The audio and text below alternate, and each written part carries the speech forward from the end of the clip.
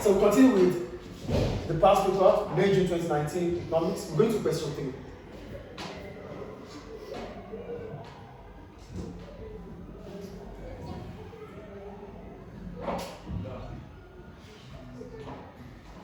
Okay.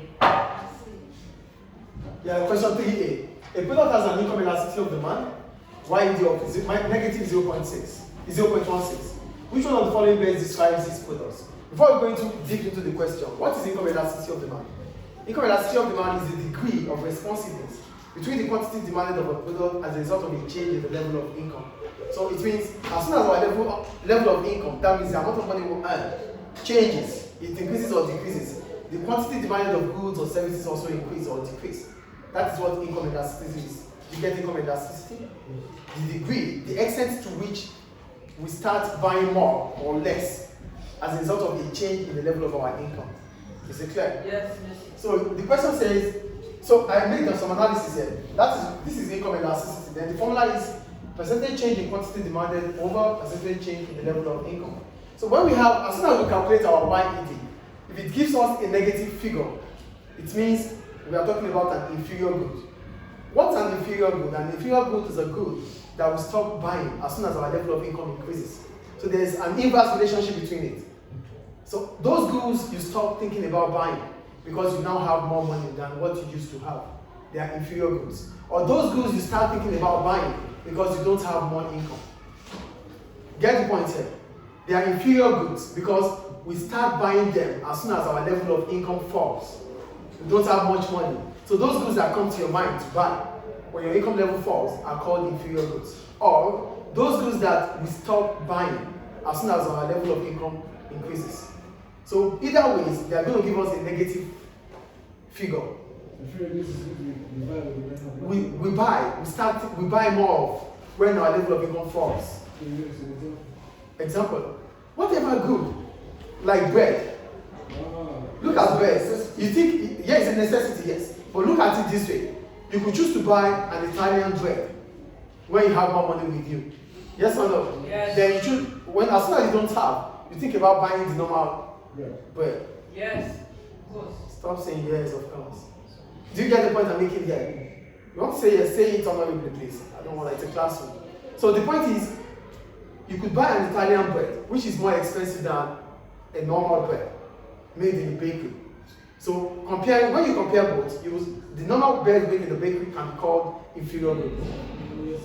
Do you get the point here? So whatever goods you start thinking about buying, as soon as your level of income falls, is considered to be an inferior good. Is it clear? So here we have a luxury good. Why do we call it luxury? Luxury are goods that we buy when we have more money with us. They are not necessity. Like holiday in Bahamas, it's not important. It's because I have more money with me. That's why I want to buy it. Can you just stop that already? It's because I have more with me. That's why I want to go holiday in Bahamas. That's luxury. What was it? Because you have more money. Oh. A public good. A public good is a good that's what? A normal good should have a positive YED. Normal goods are goods that we buy when we have more with us. So it's give you a positive YED. Or like inferior. Positive too, because you have. It's about your ability. If you don't have it, you can't buy it. Is it clear? So the answer is D. So an inferior good will have a negative YED.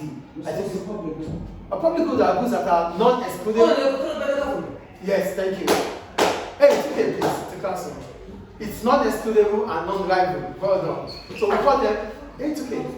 We call them public goods because they are goods that are provided by the government. They are non-excludable, non-rival. Like what? The bridge, the street light, the road. So we call them public goods because these goods are, like you said, they are goods provided by the government, yes. But it has its own characteristic and they are non-excludable, non-rival, which means your consumption doesn't stop my consumption or your consumption does not reduce my consumption. Example is the street light. You could pass through the street light, I could pass through the street light, irrespective of I pay tax or not paying tax.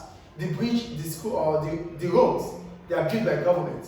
So these are goods that are called public goods. How does this link with income elasticity? It does not have anything to do with income elasticity. But they just make the option there. Yeah, but the point is, you have to understand what a public good is. Goods that are non-excludable and non-rivalable. So they are supposed to give us a positive YED. So we call them public goods, like I told you earlier. Public goods are supposed to give us a positive YED, but it doesn't have anything to do with this. And for private goods, we have what we call private goods. These goods are excludable and non-arrivable, which means your consumption might stop by consumption. Example is a tickets to watch a football match. As soon as the capacity is full or filled up, you cannot buy more.